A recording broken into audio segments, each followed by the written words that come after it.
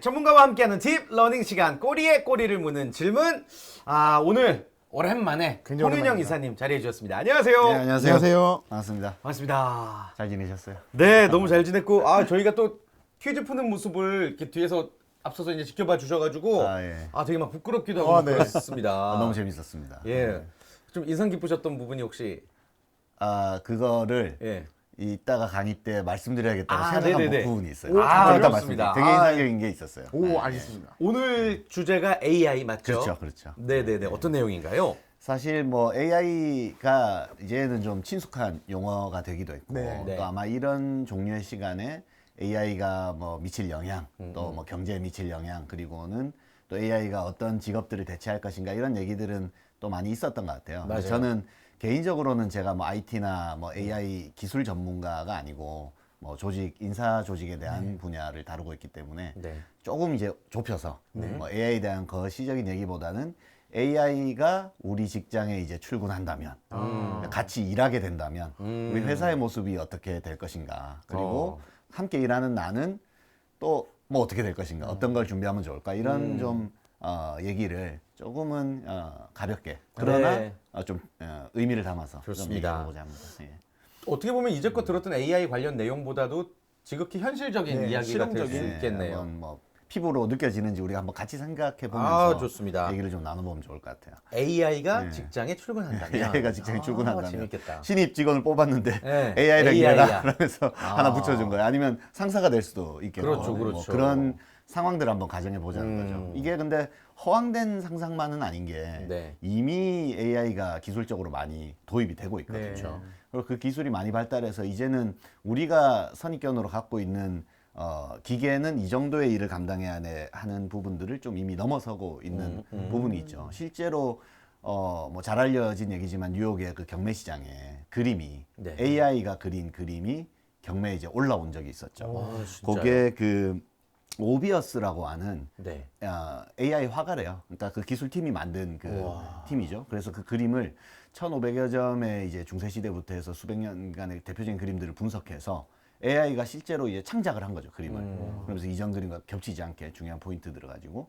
그래서 그게 낙찰가를 예상하기로는 이제 아무래도 기계가 그린 네. 그림이니까 기계가 그린 그림은 언제든지 뭐 복제할 수 있고 이래서 뭐 많아봐야 뭐 한 5천만 원에서 7천만 원 정도를 예상했는데 네. 우리 돈으로 5억 이상의 낙찰이 됐대요. 예. 야, 이거는 뭐 대작 작가보다도 더 그러니까요. 웬만한 그 이름 있는 화가의 작품보다도 비싼 가격으로 낙찰됐는데 그게 이제 의미하는 게 우리가 흔히 생각하기로 뭐 어떤 데이터의 분석이라든가 이런 네. 것들은 AI나 기계가 대체하기 쉽다고 생각되지만 예술적인 창작의 그러니까요. 영역은 이 기계가 하는 것이 아니라 인간의 고유의 영역이 아닌가 맞아요. 이런 생각이 네. 들잖아요. 그래서 그런 면에서 이제 보면은 AI의 능력들이 이제 발달하고 있는 건 사실이고 그게 이제 우리 업무 회사에도 이제 깊숙이 들어오게 될 것이다. 이제 이런 예측들을 쉽게 해볼 수가 있죠. 네. 전방위에 걸쳐서 지금 AI가 네. 맹활약하기 시작했네요. 그렇다고 봐야죠. 예. 예. 일단 AI는 이제 우리가 함께 뭐 AI랑 함께 일한다라고 이제 생각해 보면 여러 가지 생각들을 해볼 수가 있는데 이제 조사를 이제 해봤어요. 제가 이제 몸담고 있는 데일 카네기에서는 최근에 이제 작년 기준으로 11개국 정도의 이제 선발된 그 뭐 관리자들 네. 그리고 실무자들에서 약 한 3,500명 이상을 이제 설문을 해서 뭐 다양한 질문들을 이제 해본 거죠. 네. 그래서 근데 그 응답들을 살펴보면 이제 좀 재미난 것들이 많이 나오는데 오늘 그걸 바탕으로 좀 몇 가지 말씀 좀 네. 드릴게요. 재밌겠다. 예. 일단 그 리더들한테 질문을 해봤어요. AI랑 함께 일하는 것에 대해서 어떻게 생각하냐? 좋다 싫다 이런 것들을 물어본 거죠.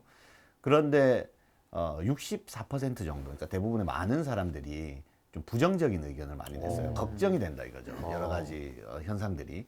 근데 두 분한테는 이제 제가 질문을 드린다면 두 분이 하시는 일, 뭐 방송이라든가 이런 네. 일에 지금보다 AI가 차지하는 영역이 이제 비중이 확 는다면 두 분은 어떠실 것 같으세요? 이렇게 막 기대가 됩니까? 뭐 여러 가지 것들을 도움을 받을 수 있으니까 아니면 혹시라도 나의 위치가 위협받지 않을까 하는 걱정이 되세요? 예, 어떤 생각이 드세요? 걱정해 본 적 있는 것 같아요. 아 그래요? 어떤? 예를 들어서 제가 무슨 신인 가수의 쇼케이스 행사 사회를 보는데 예. 어차피 질문은 정해져 있거든요. 아. 그리고 그들도 기자들 앞에서 실수하면 안 되니까 답변이 정해져 있는데 예, 예. 이거를 뭐 로봇이나 그냥 성우로 대체가 될 수도 있겠다는 아, 생각을 한 적은 있어요. 굳이 MC가 없어도. 네. 근데 그 정도까지는 대체가 되겠지만 예, 예. 아까 퀴즈를 푸는 거를 AI가 대체할 수는 없을 거 아니야. 제가 이제 그 말씀을 꼭 드리고 싶었어요. 네. 예, 아까 퀴즈 보면서 어땠냐고 이제 녹화 보면서 어땠냐고 아. 말씀해 주셨는데 두 분은 AI로 대체가 불가능하겠다 이런 생각을 제가 이거 했죠. 기분 좋다.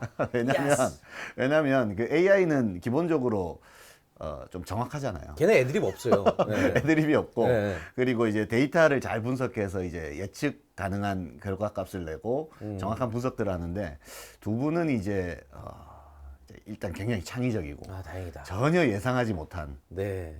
예상하지 못한 상황들을 펼쳐가시고 우리가 보통 인간적이다라고 표현할 때 약간 사람이 실수도 있고 빈 곳도 있고 이래야 이제 그런 네네. 매력이 있는데 AI는 그런 매력을 이제 못 내지 않을까. 맞아요. 그래서 오히려 예를 들어서 저 같은 이런 코너 있죠. 전문가와 함께하는 딥러닝 같은 경우. 네. 오히려 이런 경우가 AI로 더 대체될 수도 있을 것 같아요. 저 같은 경우가. 예를 들어서 궁금한 부분들이 있으면 네. 뭐 이렇게 질문을 하면 바로바로 답을 해줄 수도 있지 않을까요? 지금보다 AI가 더 발달하면. 대체가 될 수는 있겠지만 수요는 없을 것 같아요. 그래요? 왜냐면은 이사님의 어떤 이런 편안함 속에 그런 분위기를 AI가 낼 수 있을까요? 글쎄요, 뭐 그것도 이제 우리가 한번 지켜봐야 될 것 네, 같아요. 네. 이제 기술의 발전이라는 건 우리가 예측하기 좀 힘드니까.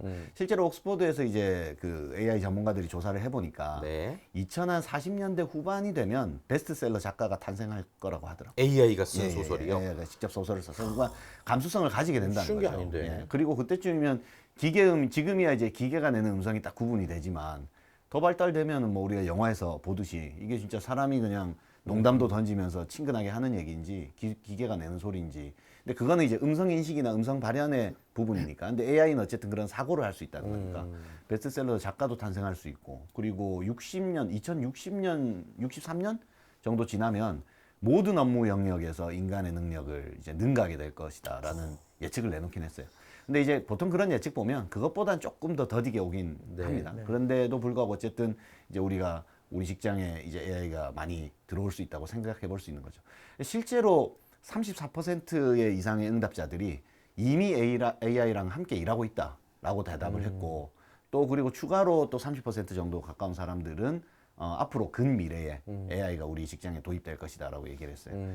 제일 대표적인 부분이 직원 선발하는 부분이 아무래도 지금도 이미 많이 도입되고 있는 부분이에요. 예를 들어서 입사 지원서를 이렇게 검토할 때 이게 본인이 직접 고민해서 썼는지 아니면 시중에 떠도는 여러 가지 글귀들을 조합해서 짜집기 한 건지 이런 것들을 판독하는 그 기능들은 뭐 이미 보편화되어 있다라고 봐야 되겠죠. 그래서 그런 면에서 이제 도입이 되어 있는 부분이고, 근데 이제 문제는 우리가 앞으로 상상을 해보면 이제 이렇게 생각해 볼 수 있을 것 같아요. AI가 이제 일을 하면 이 친구가 기술이 발달함에 따라서 왜 우리도 사원, 대리, 과장 이렇게 승진을 하잖아요. 네.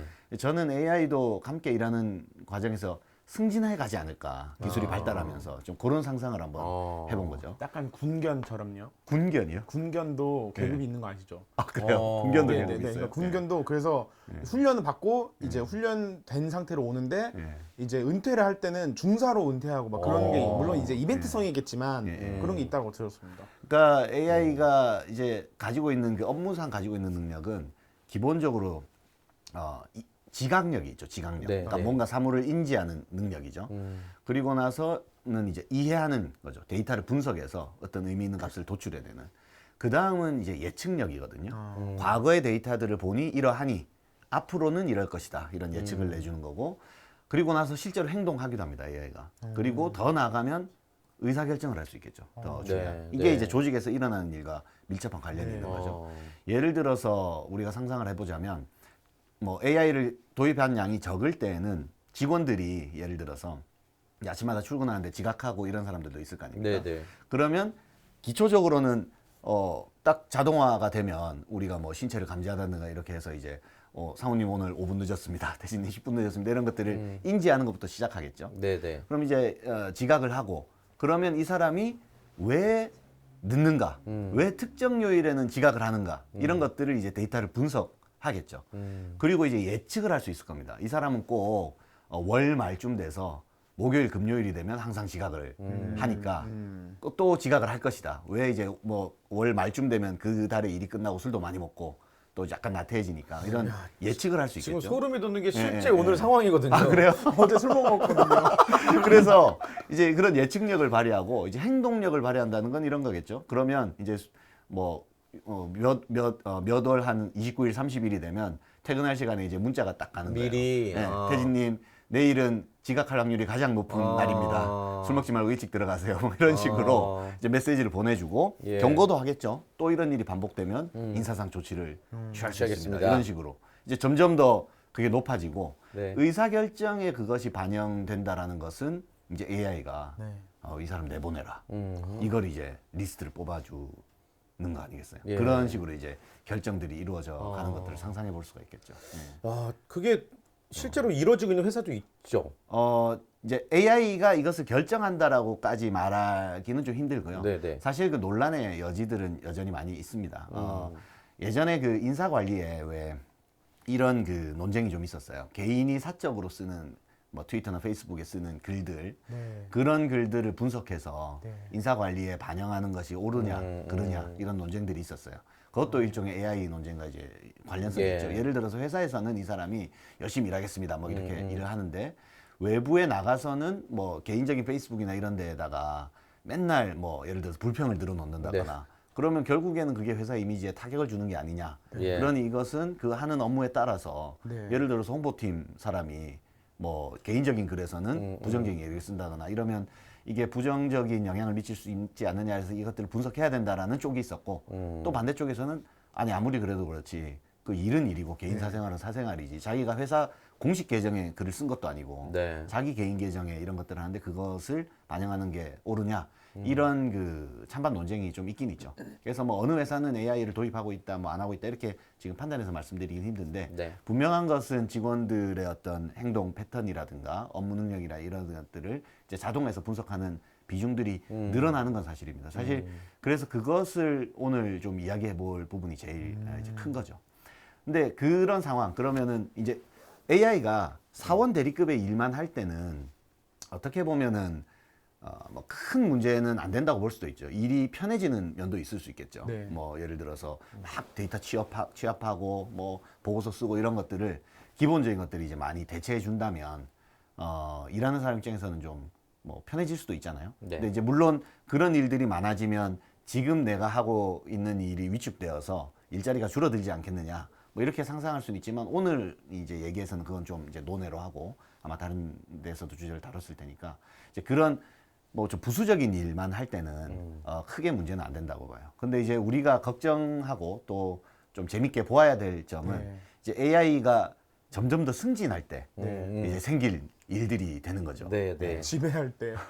AI가 뭔가 지배를 한다면. 근데 이제 우리가 SF 영화 같은 걸 보면 조금 부정적인 인식들을 많이 심어주죠. AI가 뭔가를 이제 결정하고 이러면 결국에는 이제 인류의 해가 되는 네. 결정들을 해서 막 그 터미네이터 막 전쟁이 일어나고 이런 것들을 많이 보다 보니까 우리 마음속에 은연중에 그 기술에 대한 공포 네. 같은 게 좀 자리 잡고 있는 면들이 있다고 봐요. 네. 예, 실제로 뭐 물론 또 그럴 여지가 없다고 말할 수는 없겠지만 이제 그런 것들이 있는데 우리가 이제 제일 대표적으로 아마도 상사로서 일하고 또는 AI가 인사팀으로 일한다라면 직원 입장에서 가지게 될 이제 감정이 어떨지 한번 생각해 보자는 거죠. 그러면 첫째는 이제 저희서 이제 조사를 해보면 60% 이상 사람들이 공이 이 부분이 가장 염려된다라고 대답한 지점이 뭐냐면 첫 번째는 이제 아까 말씀하신 거 그 사생활에 대한 부분들이 보호될 네. 것인가 나의 사생활이 안전할 것인가 그러니까 AI가 나의 어디까지를 감시하고 어디까지를 데이터 수집에 참고할 것인가 이런 부분이 이제 염려된다라고 말한 사람들이 있었어요.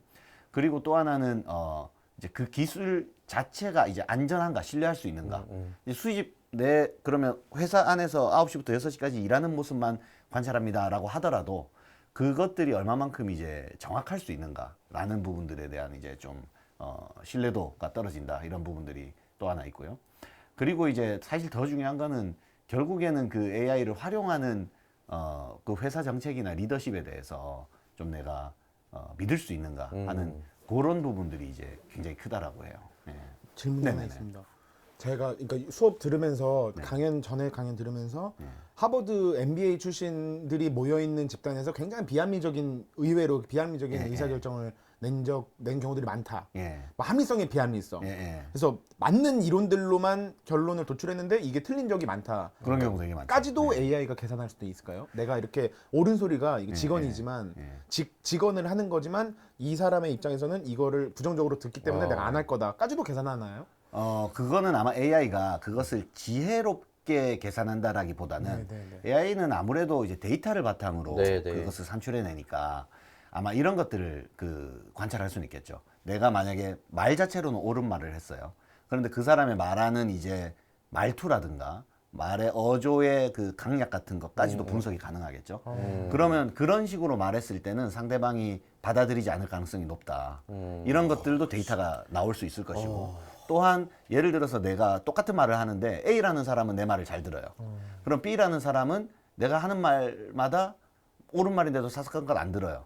그러면 만약에 그런 것들까지 분석이 이제 가능하다라고 한다면 당신이 지금 저 사람한테 이렇게 말해봐야 소용없습니다라고 데이터를 낼 수도 있겠죠. 근데 그거는 철저히 어쨌든 AI는 기술적으로 이제 데이터에 기반해서 확률적으로 예측하는 것이지 그거를 뭐랄까요 우리가 지혜롭게 그 사람의 어떤 것들을 느껴서 얘기하는 것과는 또 조금 다를 수는 있겠죠. 저 사업 아이템 하나 생각났습니다. 어떤 사업 아이템이요? 형 같이 하시겠어요? 좋아. 다 할게.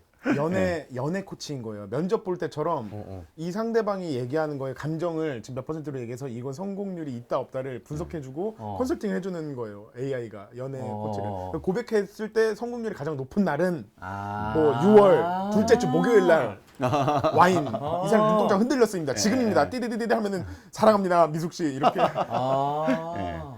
예. 괜찮은데?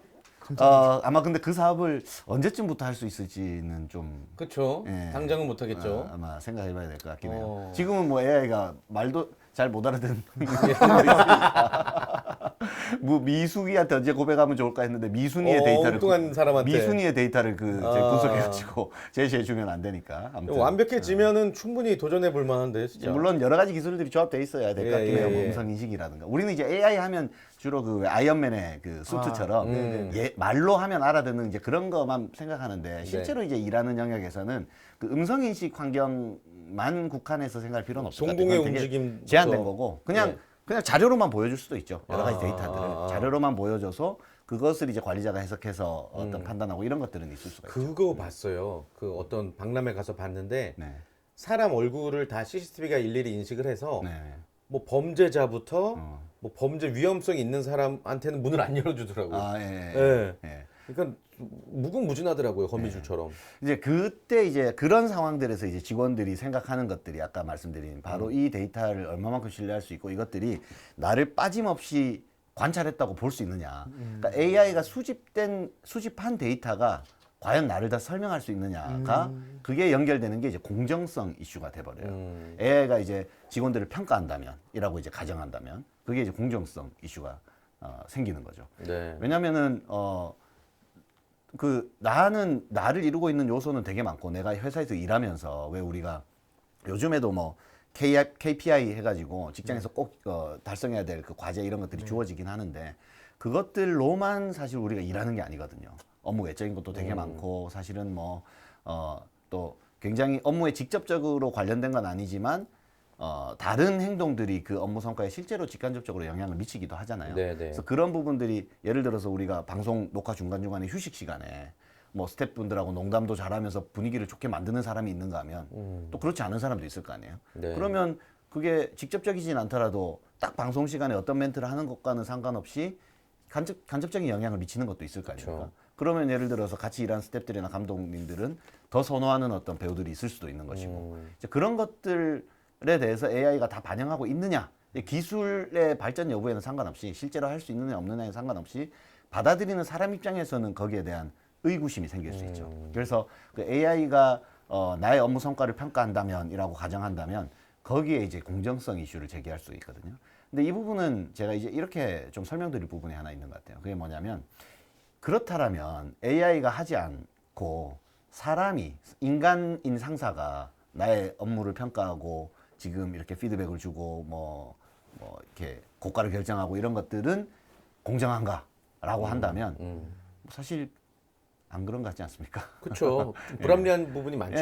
예, 어차피 한계가 있는 거죠. 네. 이제 제가 여기서 이 부분을 오늘 좀 설명드리고 싶었는데 그 이제 우리는 이제 AI 생각하면 그 일하는 모습들을 관찰해서 이제 이 사람의 어떤 결과를 평가한다. 이제 이 부분을 좀 놓고 보자면 회사에서 그것을 이제 성과 평가라고 부르거든요. 네. 그 회사에서는. 근데 성과 평가에는 기본적으로 그 인간이 하는 성과 평가에는 오류가 있을 수밖에 없다고 합니다. 근데 그 대표적인 오류가 몇 가지가 있는데 이 오류들은 AI가 대체할 수 있을 수도 있어요. 그게 이제 대표적으로 어떤 오류들이 있냐면 최근화 효과 이런 오류가 있습니다. 최근화 효과란 건 뭐냐면 그 왜 우리 아카데미 시상식 같은 거 할 때도 우리 기생충이 네. 작품상을 받았지만 네. 그 영화제 시즌이 딱 있으면 예를 들어서 1월부터 12월까지 개봉한 영화를 바탕으로 뭐 그 다음에 2월, 3월에 이제 시상식을 하잖아요. 그러면 시상식에 가까운 시기에 개봉한 11월이나 12월에 개봉한 영화들이 상을 받을 가능성이 높대요. 그래서 방송국도 네. 그 예능 하시는 분들이 가을부터 열심히 하신대요. 그래요. 그러니까 직장에서도 내가 만약에 1, 4분기 때 연초에 엄청 열심히 일을 해서 성과를 막 많이 냈어요. 그때 네. 막 잘한다 했는데 연말쯤 가서는 이제 좀 페이스가 딸려가지고 약간 뭐 또 업무가 좀 지지부진했어요. 요 A라는 사람과 B라는 사람은 상반기 때 계속 놀았어요. 그러다가 마지막에 한 12월 달에 뭔가 이렇게 딱 홈런 하나 친 거예요. 막 그게 뭐 계약을 하나 따내거나 막 그 네. 눈에 띄는 일을 했어요.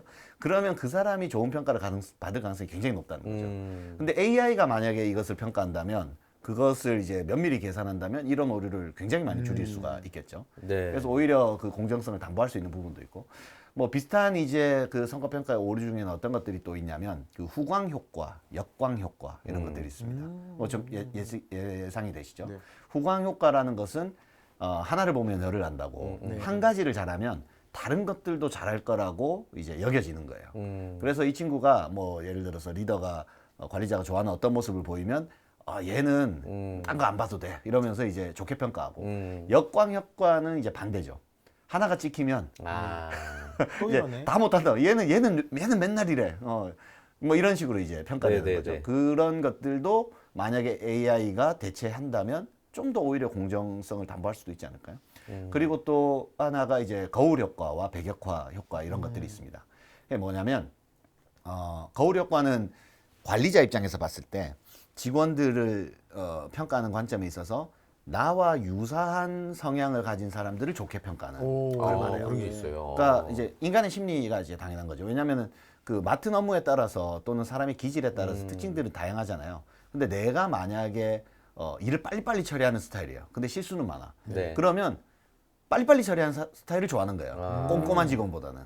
근데 그거는 관리자의 철저히 그 주관적인 거죠. 이것을 이제 네. 거울 효과는 나랑 유사한 사람을 선호하는 것이고 백역화는 나랑 다른 성향을 가진 사람들을 배척하는 효과가 이제 되는 겁니다. 관리자들이 그런 일종의 인지의 오류를 범하는 거죠.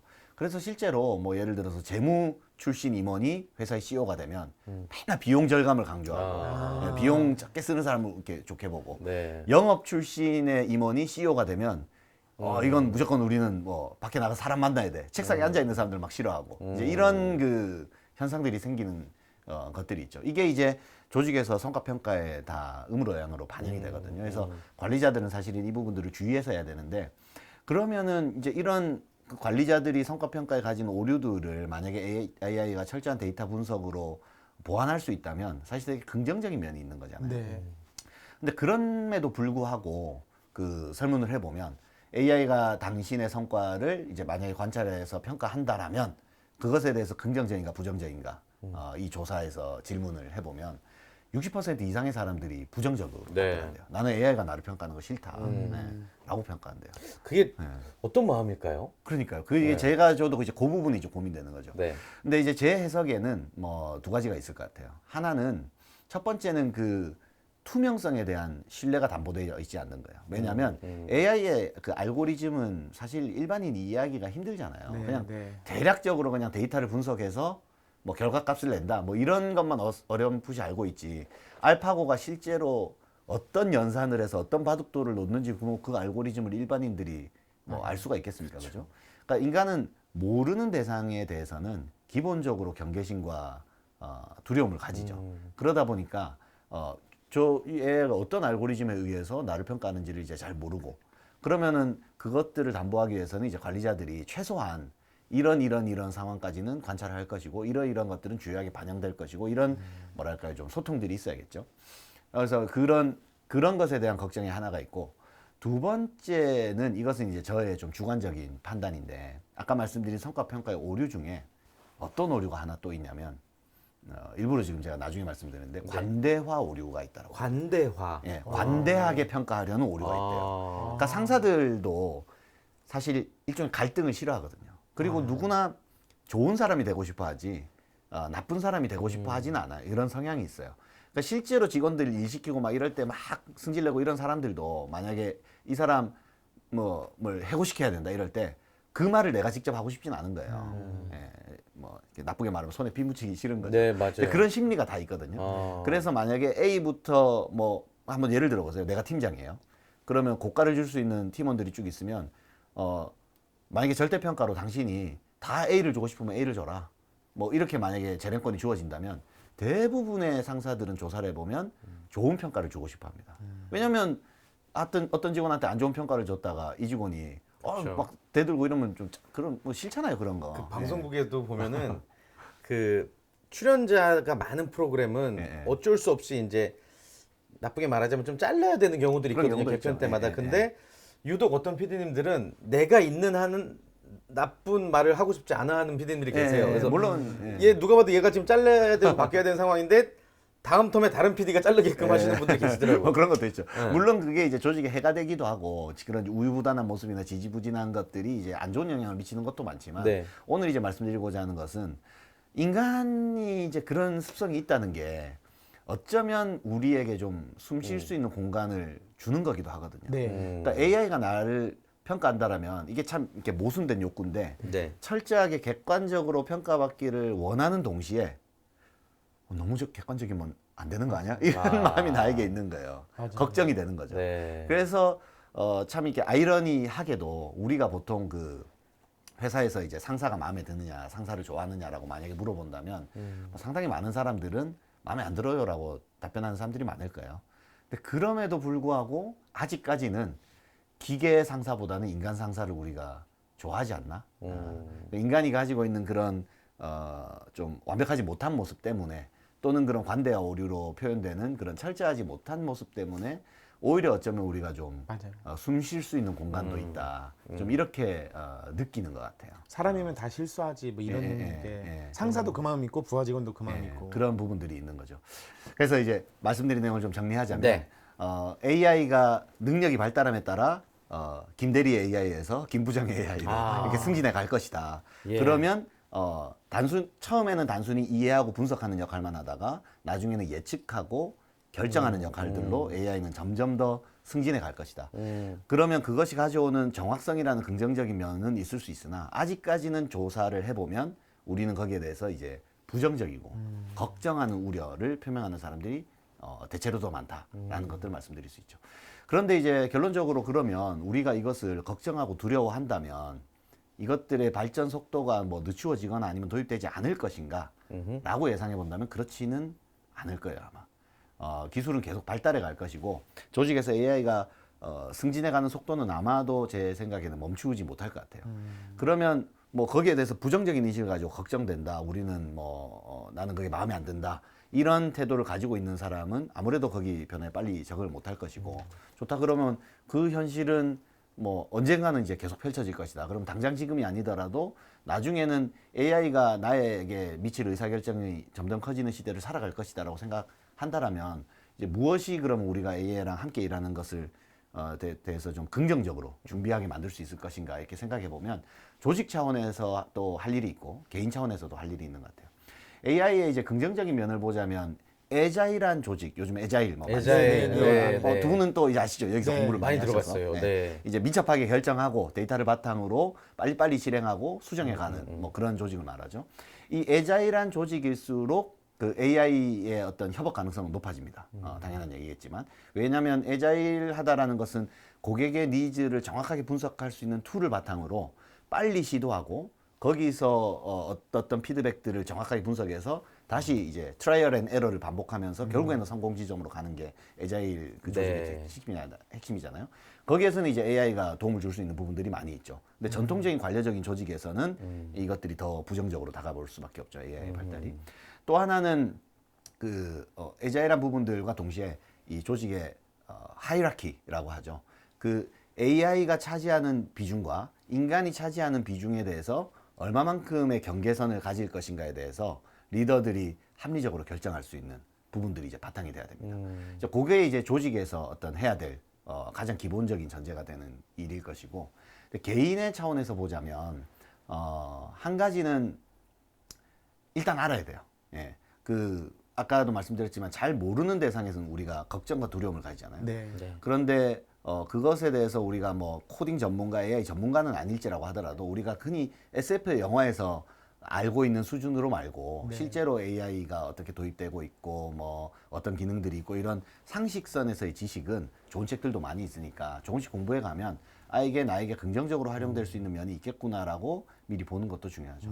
한 가지는 이제 끝으로 좀 제가 덧붙이고 싶은 말씀이 네. 있는데 두 분은 어떻게 생각하실지 모르겠어요. 결국에는 아무리 AI가 발달돼도 인간을 대체할 수 없는 점이 있을 거다라는 또 저는 또 그런 믿음도 갖고 있거든요. 네. 두 분도 그렇지 않습니까? 예. 어떤 분야에 있어서만큼은 예. 뭐 도전을 한다 한들 예. 인간의 성과 이상 내지 못할 분야가 있다고 봅니다. 예. 저는. 네. 그럼 그것이 인간이 갖고 있는 뭐랄까요, 좀 핵심적인 가치 이런 건데 그게 이제 그것을 막연하게 인간은 이러니까 또 AI는 이러니까 이걸 못해가 아니라 이제 나의 문제를 한번 좀 생각해 보죠. 과연 나의 대체 불가능성은 무엇일까라는 것을 이제 우리가 정직하게 한번 물어봐야 된다는 예. 거죠. 근데 보통 당신의 장점은 뭐냐, 당신의 능력은 뭐냐라고 물어보면 우리는 주로 이제 표면적인 것만 좀 생각하기 쉬워요. 뭐 나는 보고서를 잘 쓴다. 뭐 나는 뭐 무슨 자격증이 있다. 나는 뭐 예를 들어서 또 뭐죠 뭐 금융 무슨 자격증이 있다. 이런 표면적인 스킬적인 것들로 자신의 스펙이나 장점을 얘기하려는 경우가 많은데 그것이야말로 AI가 빨리빨리 대체할 수 있는 부분이죠. 네. 그런데 더 깊이 들여다보면 조금은 좀 철학적인 얘기가 될 수도 있지만 인간은 누구나 고유의 특성들이 있잖아요. 그래서 네. 데일 카네기는 그것을 인간은 각자의 고유의 위대함을 가지고 있다라고 이제 우리는 믿는다라는 걸로 출발하는 거거든요. 그러면 지금 태진님도 여기서 방송을 하시지만 그 속에는 예를 들어서 뭐 사람에 대한 관심이 있을 수도 있고, 그 다음에 뭐 어떤 자신만의 유머가 있을 수도 있고, 또 우리 상우님 같은 경우에도 뭐 사람들을 편안하게 만들어주는 뭐 이런 인간적인 마음, 이게 자기의 과거를 잘 돌이켜 보면 내가 갖고 있는 손에 잡히지는 않는, 손에 잡히는 장점 말고 손에 잡히지 않는 장점이 뭔가, 뭐 인내심이 있나, 호기심이 많나, 그런 것들을 잘 들여다보는 게 중요합니다. 그래서 자기 장점이 뭔지를 좀 잘 살펴보고 거기에 이제 내가 새롭게 발휘할 수 있는 기술이 무엇일까를 좀 생각해 보는 거. 요거는 이제 각자의 답이 좀 있을 수 있겠지만 제가 이제 끝으로 이 방송을 보시는 분들께도 그리고 뭐 이 자리에 계신 분들께도 질문 드리고 싶은 게 AI가 대체할 수 없는 나의 고유의 속성이 무엇일까? 내 과거에서 가져온 좀 뭉클하네요. 예, 그런 게 무엇일까 한번 고민해 보는 건 좋을 것 같아요. 네. 예. 그리고 굿뉴스가 하나 있다면 네. 이 기술이 어떤 부분들을 대체할 것인가 지금 조사를 해보면 그런 자동화 부분, 네. 뭐 생산 부분 이런 부분들은 굉장히 이미 많이 대체가 되고 있고 네, 네. 그런데 그 전문가들이 예측해서 가장 대체하기 힘들 거다라는 것들이 아직은 인사, 관리, 교육 이런 AI가 상사 역할을 하는 그 부분은 지금 근미래에 대체될 수 있을 거다라는 가능성을 10% 이내로 보더라고요. 6% 정도밖에 안 봐요. 아직 시간이 많이 남아 있습니다. 예. 그래서 오늘 뭐 우리는 당장 이사님 쪽은 안전하시나요? 뭐 모르겠어요. 근데 이런 강의 스킬로만 따지면 대체가 빨리 된다는 거죠. 네, 그런데 좀 본질적인 부분은 아무래도 아직 시간이 좀 있으니까 네. 당장 AI랑 함께 일할 때 나는 어떡하지 직장을 잃지 않을까 이런 두려움은 지금은 좀 일러요. 그런데 그럼에도 불구하고 그 시간 동안 무엇을 해야 되냐면 내가 가지고 있는 고유의 장점 무엇일까 이런 것들 한번 좀 사색도 해보고 네. 생각도 해보면 그게 더 우리를 인간답게 만들고 그 인간다움이 결국에는 AI에 대한 일종의 경쟁력 그래서 우리가 상호 보완적으로 함께 일할 수 있는 좀 기초를 마련하지 않을까 싶어요. 아, 진짜 멋진 정리 말씀이시네요. 오늘 그러니까 쉽게 말해서 우리가 AI랑 맞짱을 떴을 때 다 지더라도 내가 이길 수 있는 게 무엇이냐? 뭐 재밌는 그거를 질문, 생각을 의미 있는 질문이 해서 될 수 있죠. 예. 결국엔 나의 내공을 키워가는 게 AI와 공존하는 길인가 보네요. 예, 예. 그렇게 한번 볼 수 있지 않을까 싶습니다. 뭐가 있을지 우리 두기들도 한번 다음 주까지 생각해 보시길 바라겠고. 다음 주에는 이제 좀 더 그 네. 실제 구체적인 얘기들 한번 좀 더 얘기해 알겠습니다. 보도록 하죠. 이거에 대해서 답이 안 나오신다면 다음 주에 한 번 더 저희 방송 봐주시길 바랄게요. 인사드릴까요? 네. 네, 다음 주에 뵙겠습니다. 시청해주신 여러분 고맙습니다. 고맙습니다. 두기들 안녕. 두기.